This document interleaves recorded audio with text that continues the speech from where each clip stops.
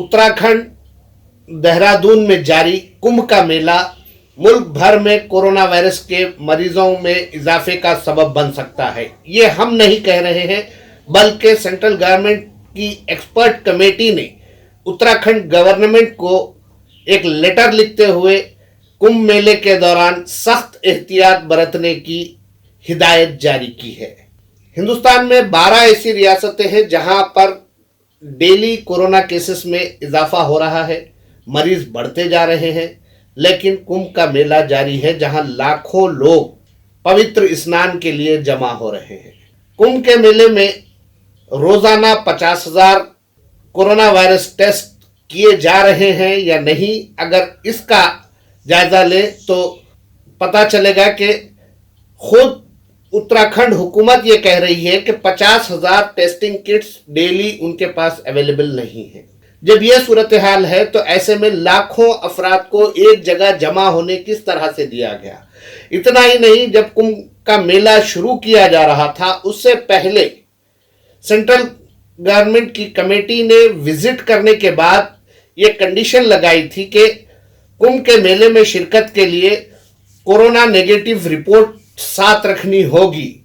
लेकिन chief minister Uttarakhand ने एक ही फैसला करते हुए ये कह दिया कि कुंभ मेले में शिरकत के लिए कोरोना वायरस नेगेटिव रिपोर्ट साथ रखने की जरूरत नहीं है और हर कोई कुंभ मेले में शिरकत कर सकता है। हिंदुस्तान में जहां कई स्टेट्स में कई सिटीज नाइट कर्फ्यू या पार्शियल लॉकडाउन का सामना कर रहे हैं, इन हालात में इतना बड़ा मेला मुनाकिद किया जाना, इतने बड़े मेले के लिए परमिशन दिया जाना उत्तराखंड गवर्नमेंट के पर सवाल खड़े करता है कि क्यों इस तरह की लापरवाही बरती जा रही है। जब कोरोना वायरस शुरू हुआ था तो उस वक्त ये देखा गया कि किसी न किसी तरह से कोरोना वायरस फैलाने के लिए मखसूस रिलीजियंस को टारगेट करने की कोशिश की गई।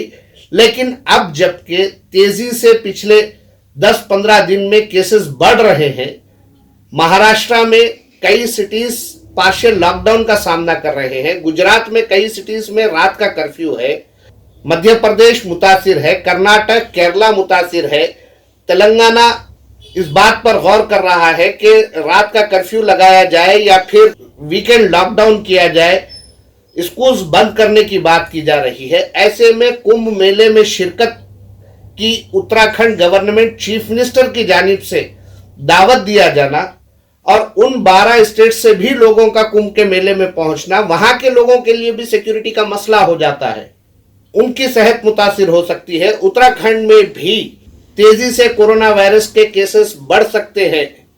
जो न्यूज मिल रही है, जो इतलात वहां से आ रही है, उन्हें देखने पर यह पता चल रहा है कि रोजाना 10 से 20 केसेस कुंभ के मेले से निकल रहे हैं।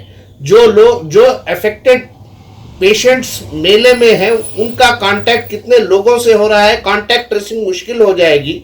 और जब ये लोग वापस अपने अपने स्टेट्स पहुंचेंगे तो मुल्क भर की हालत क्या होगी, इसका अंदाजा लगाना मुश्किल है।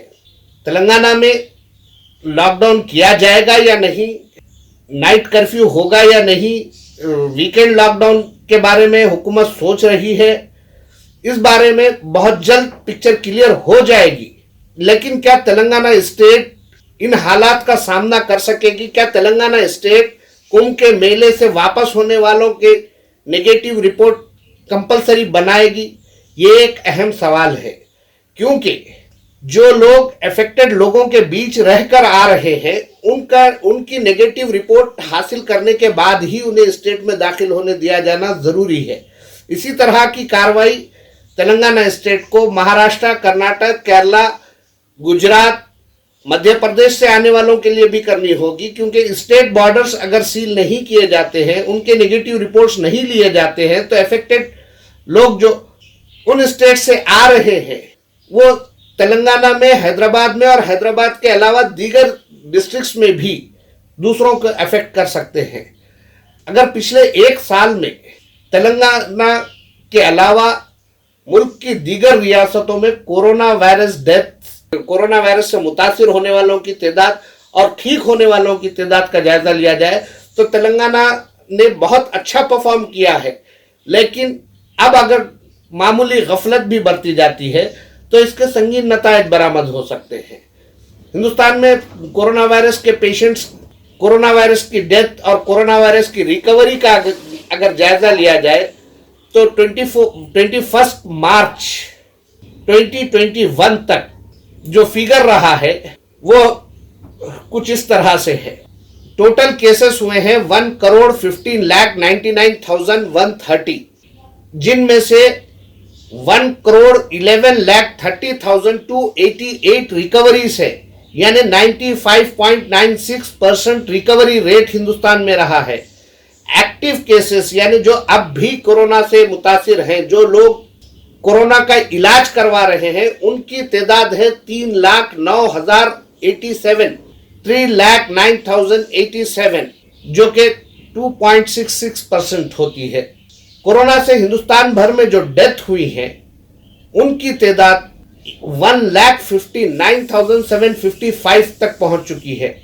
सबसे ज्यादा डेथ कोरोना की अगर कहीं हुई है हिंदुस्तान में तो वो महाराष्ट्र है, जहां पर 53,300 से ज्यादा डेथ कोरोना की रिकॉर्ड की जा चुकी है।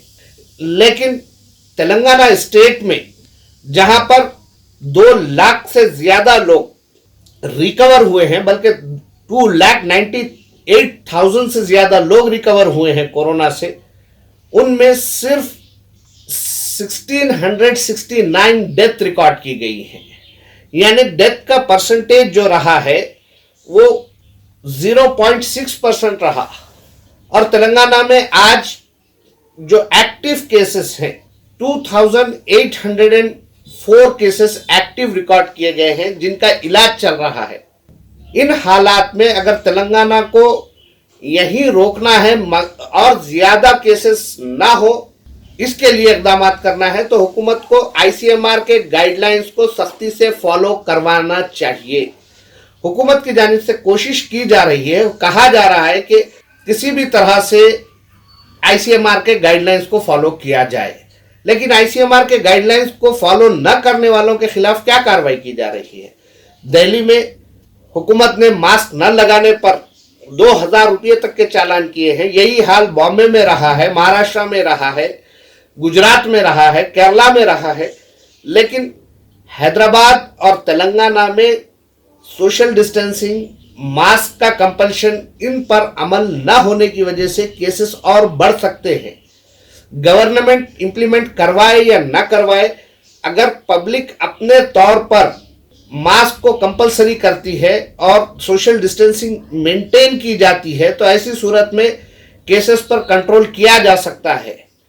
अब जो इतलात मिल रही है, प्राइवेट हॉस्पिटल्स के कोविड वार्ड्स में पेशेंट्स तेजी से बढ़ रहे हैं, और ये जो सेकेंड वेव की बात की जा रही है, सेकेंड वेव को मजीद खतरनाक, पहली वेव से ज्यादा खतरनाक, डेडलीस्ट करार दिया जा रहा है।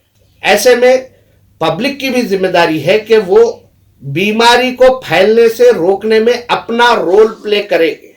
गवर्नमेंट जो करना है करेगी। अगर गवर्नमेंट नजरअंदाज करती है तो ऐसे में हम अपनी जिम्मेदारी को पूरा करने से पीछे ना हटे, ताकि स्टेट इकोनॉमी और खुद हमारे गुजर बसर के मसाइल पैदा ना हो, मजीद कोई मुलाजिमतें न जाएं और लोग परेशान ना हो, जिस तरह पिछले साल इन दिनों परेशान रह चुके हैं। लोगों को और मसाइल का सामना न करना पड़े, इसके लिए हमें ज्यादा से ज्यादा एहतियात बरतनी चाहिए।